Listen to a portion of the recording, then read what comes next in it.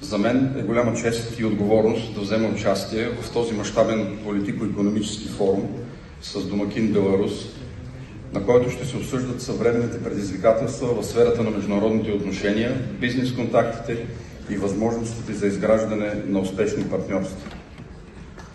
Аз и моите колеги от партия Възраждане, която е в пълния смисъл на думата патриотична организация, сме поканени на този форум, както и всички тук присъстващи гости, да изразим своето становище по основните теми на конференцията. Сред тях са развитието на патриотичните движения в Европа и в света, устойчив икономически растеж и иновации и други, които са изключително важни за всички нас и държавите, които представляваме.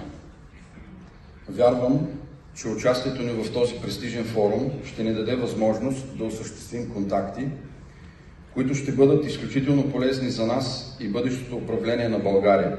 Нещо, което аз нямам съмнение, че то ще се случи.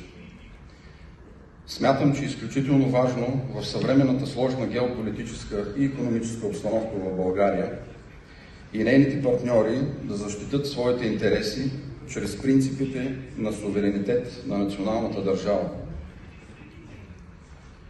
В този смисъл искам да отбележа, че санкциите срещу Руската федерация, наложени едностранно, без никакво основание на международното право и без санкция на ООН, са изключително вредни, дори не толкова за самата Русия, но най-вече за страните от Европейския съюз и в частност за България. Мисля, че това вече не буди съмнение в нито един разумен човек. Аз ще говоря само като представител на България и ще наблегна на фактите, които касаят най-вече нея. На първо място, санкциите срещу Руската федерация и Беларус ни лишиха от традиционни за нашата страна пазари, които освен това заемаха първо място по стокообмен до не много отдавна. България е страна с високо развит туристически сектор, който бе лишен от 1/4 от всички туристи. Бяха прекратени преките доставки на газ и петрол, което е в ущърб преди всичко на българската икономика. Може да се продължи това изброяване, но мисля, че общата картина е известна на всички присъстващи тук. По-важно е да се отбележи, че ние сме се събрали тук, за да положим основите на едно сътрудничество, изградено на взаимен интерес, и именно тук е мястото на патриотичните движения и организации. Времето на марионетните правителства отмина и по цял свят се наблюдава тенденция на възход на патриотичните партии като Възраждане.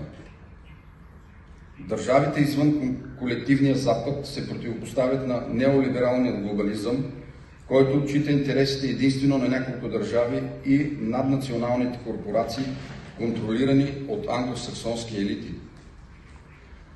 Тук искам да направя едно уточнение по отношение на понятието глобализъм. По същество, глобалната икономика и глобализма такъв, какъвто го виждат в Световният икономически форум в Давос, са две коренно различни неща. Глобалната икономика, която ние приветстваме, е естествено еволюционно явление, което се характеризира с възможността хора, стоки и капитали да се придвижват свободно от една точка на земното кълбо до друга. Като основно правило е равнопоставеността на участниците в пазара. Глобализмът, такъв какъвто ни се натрапва в западните елити, е свободно придвижване на хора, стоки и капитали, но не на всички, а на точно определени. За тези, които стоят извън интереса на глобалния Запад, са предвидени санкции и своего рода икономическа сегрегация. Като допълнение се добавя и транshуманизма по Клаус Шваб, който не е нищо по-различно от унищожение на държавата, семейството и човека като свободно мислещ индивид.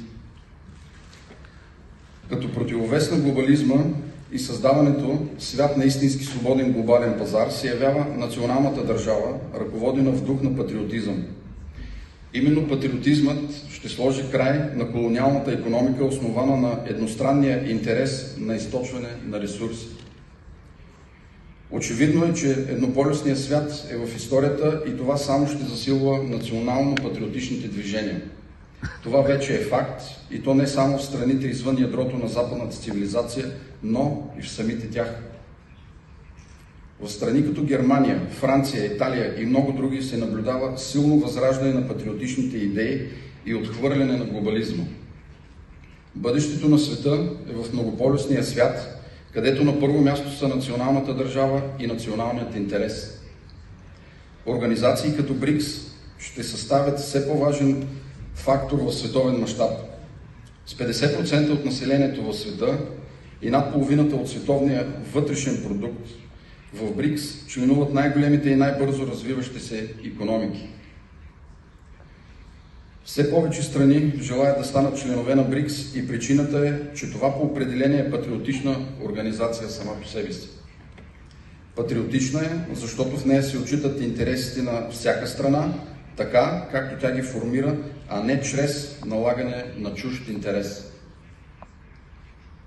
Ние от Възраждане сме за това България да може да търгува свободно с страните от БРИКС, с Русия, с Беларус и с страните от изтока. Въобще с всички страни, както би трябвало да е по принцип.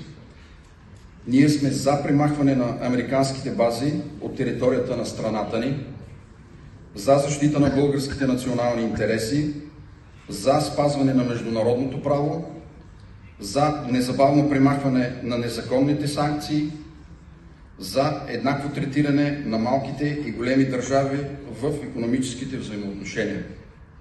В заключение, искам да благодаря на домакините и организаторите за осъществяването на този форум и вярвам, че по този начин ще създадем една по-добра основа за нашите бъдещи взаимоотношения. Благодаря ви. Спасибо большое, господин Крастер Райчев. Я думаю, в принципе, вашей партии нашли отклик в сердцах присутствующих, и мы с вами абсолютно согласны. Спасибо. Продолжаем.